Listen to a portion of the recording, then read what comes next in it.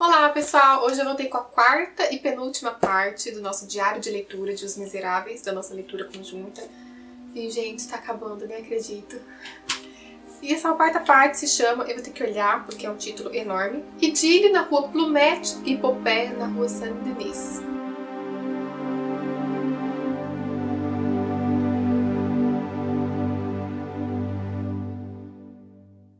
Vou mostrar o livro, mais uma vez, só pra relembrar, tá? Ele é muito grandinho pra ficar segurando. Pra quem não viu os últimos vídeos, eu vou criar uma playlist pra deixar mais fácil pra vocês. Tem os 3 últimos vídeos pra vocês acompanharem, tá? Pra vocês não se perderem. Quem tá lendo com a gente, quem tá gostando de acompanhar a história mesmo sem ter lido. Lembrando mais uma vez que haverá sim alguns spoilers. Não totalmente, porque eu também seria muito sacana se nem entregasse toda a história pra vocês, mas sim, os maiores spoilers vai ter, porque na verdade é um diário de leitura pra gente conversar. Mas quem tá lendo ou quem tá acompanhando e tem curiosidade de continuar acompanhando a história, então vamos lá.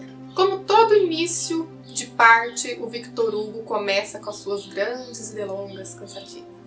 E dessa vez, para falar um pouco como que o Luiz Felipe conseguiu reinar, tem lá o Carlos, Rei Carlos lá, que era dele, enfim, tem uma delonga enorme, gente, que eu não vou entrar em detalhe, tá? Só pra falar um pouco desse cara aí. Adentrando mais na história, a gente vai acompanhar a fuga do Thénardier da prisão. Vocês lembram, né? Lá no finalzinho da terceira parte, que aconteceu com ele, aquela emboscada lá pro Jean Valjean, e os policiais pegaram ele.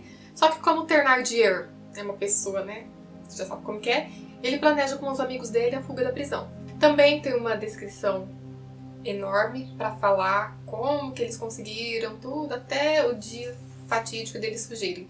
Que inclusive essa noite que eles foram fugir era uma noite fria e bem chuvosa, que acabou até um pouco tornando a situação mais desconfortável, né? Mas como já estava tudo planejado, eles teriam que escapar naquele dia mesmo. E nessa fuga, quando ele consegue escapar, porque eles conseguem escapar, os caras são sacanas, ele acaba se deparando com a Eponine, que é uma das filhas dele, e o Gavroche, que era o filhinho dele. Na verdade, já estava um pouco rapazinho, ele estava se deparando, só que ele não tá nem aí. O Thénardier e os prisioneiros, nessa noite que eles fugiram, eles resolveram assaltar uma casa. Só que eles encontraram a Eponine justamente em frente a esse local. E a Eponine, ela não deixou que eles adentrassem, que eles efetuassem esse arrombamento. E um dos colegas que fugiram com o Thénardier acaba reconhecendo, falando, nossa, aqui não é Eponine, sua filha? Ele fala, não, mas ele não tá nem aí. Eles acabam, como não acaba dando certo o assalto, eles acabam indo embora e não tá nem aí. A gente já percebeu que é um cara que não se preocupa com ninguém da família dele. Se ele não liga nem com os outros, com o próximo, imagina com a própria família, né? O Gavroche, o filho do Thénardier, ele é um rapazinho que fica perambulando pra lá e pra cá, né? Ele meio se vive sozinho por conta própria. E numa dessas andanças, ele acaba se deparando com 2 menininhos, que são justamente também outros filhos do Thénardier. O Gavroche, sem saber, era irmão deles.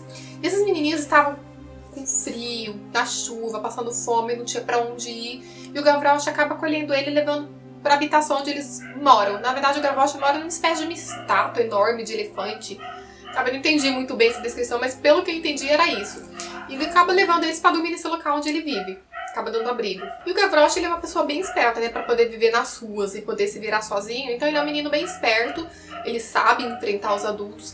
Ele tem muita inteligência verbalmente pra conversar também. Ele sabe lidar com as situações. E paralelo a isso, a gente também vai acompanhar o reencontro do Marius com a Cosette. Finalmente, depois de toda a separação e toda a lenga-lenga, né? E vai ter o estreitamento da relação deles. O Marius vai confessar o seu amor pela Cosette, a Cosette também já estava meio apaixonadinha por ele, e eles vão começar a se relacionar. E eles passam a se encontrar escondidos, sem que o Jean soubesse, só os dois lá, os namoricos deles. A Eponine acaba descobrindo esse envolvimento deles, fica sempre à estreita lá, né, de olho no namoro deles, esperando alguma coisa acontecer. Até que um dia o Jean Valjean resolve se mudar mais uma vez, só que dessa vez não de bairro, resolve para outro país e para longe. E o Marius e a Cosette ficam desesperados, porque eles não têm condições de ficar junto e eles não sabem o que vão fazer. E ele acaba tendo que tomar medidas desesperadas. O Marius, ele pede pra Cosette esperar ele por uns 2 dias, que ele vai correr atrás, ele vai ver o que ele vai fazer. Ele acaba indo procurar o avô dele, Gillenormand, aquele avô que ele tinha saído de casa já faz bastante tempo. Chegando lá na casa do avô dele, o Sr. Gillenormand acha que o neto dele vai chegar todo esbaforido, abraçando ele, pedindo perdão. É aquela história, né? O filho pródigo volta ao lar, né? Ele acha que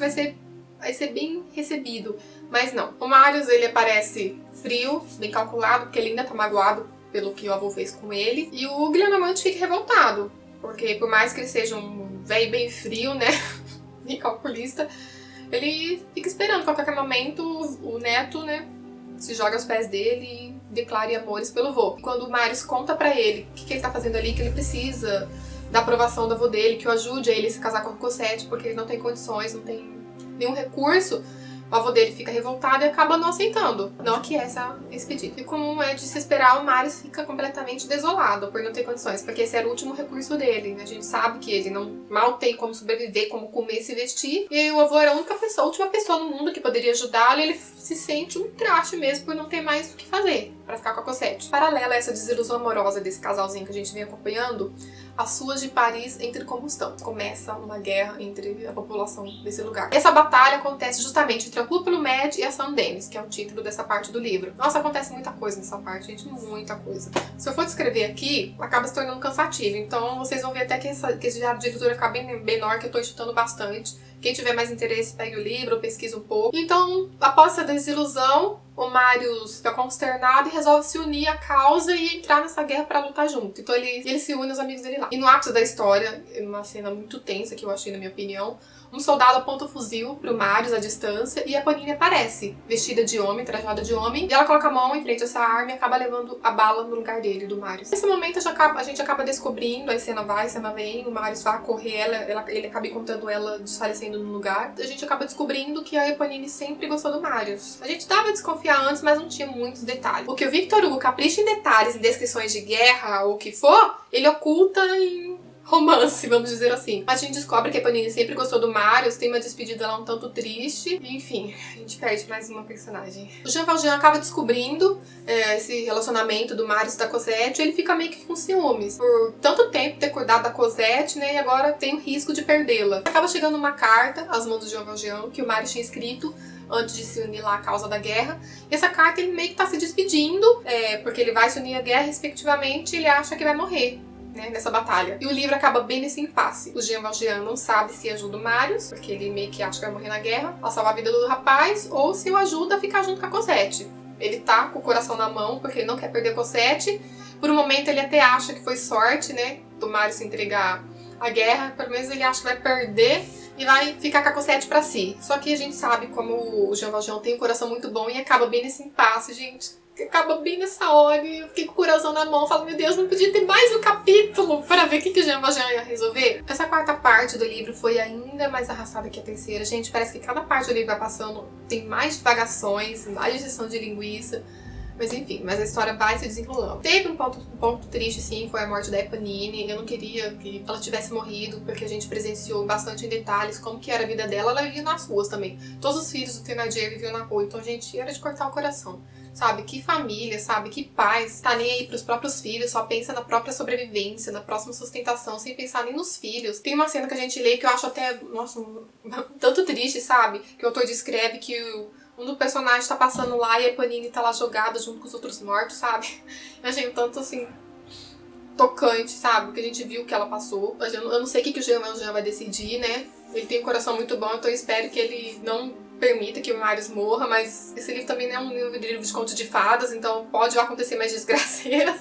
É um livro bem triste, bem tocante. Tem bastante descrições de guerras, de reinados, de luta pelos ideais, de cada um impor, querer o melhor, né? Então não sei muito explicar muitos detalhes, porque tem hora que a leitura se torna cansativa, acaba me perdendo um pouco também. Eu quero saber de vocês. Quem viu mais esse diário de leitura, quem já leu, quem tá me acompanhando, eu quero conversar um pouco aqui embaixo também. Vocês não precisam ter medo de spoilers, porque esse diário de leitura é pra gente conversar à vontade mesmo, tá? Vamos conversar aqui comigo aqui embaixo. Eu vou deixar o link de compra desse livro, quem não comprou ainda e tem vontade de comprar, tá? Me siga nas redes sociais, Micael, se inscreva no canal, gente. E é isso aí, nos vemos no próximo vídeo.